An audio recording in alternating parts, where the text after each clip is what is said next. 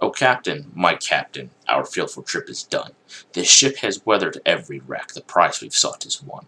The port is near, the bells I hear, the people all exulting, while follow eyes the steady kneel, the vessel grim and daunting." You recognize this? You should. It's a poem called "O Captain, My Captain" by the great American poet Walt Whitman, who had more up his sleeve than just a silver tongue.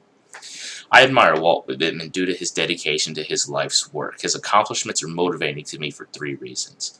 First, everything that he did in his life was simply to care for the sick and the injured. He wanted at no time did he want payment, or was he looking for any kind of return for his service. Second, his ability to take a scenario that could break the soul of a person, serve in the environment, and then use that experience as a catalyst towards his poetry career shows a level of resilience I can only hope to achieve. Lastly, his dedication was so grand to his that he created the job structure that would later be called the nurse. Walt Whitman was born on 31 May 1819, and I say this not for a history lesson, but to give you an idea of the time frame of when Walt Whitman was alive. He published his first poem in 1855 called Leaves of Grass. It was a series of about 12 short poems that he published in a journal.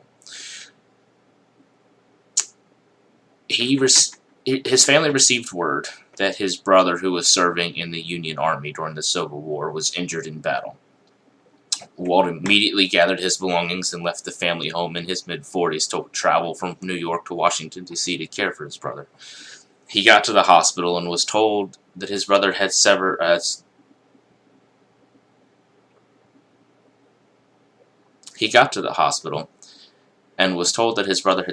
severe injuries from shrapnel from an artillery round.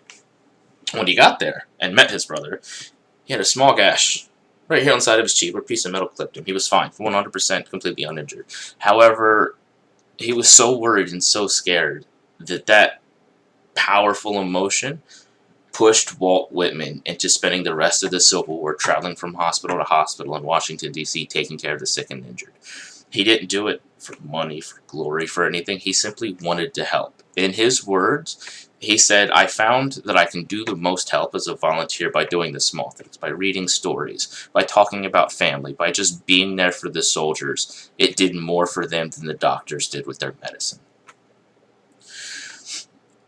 He also crafted a very conflicting theory that's still in motion today, that nurses and doctors should emotionally connect with their patients rather than just treat their symptoms and then release them.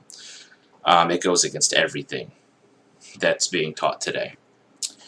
Walt Whitman created the path for all nurses to follow by dedicating himself to the care for the sick and the injured and disregarding self-interest.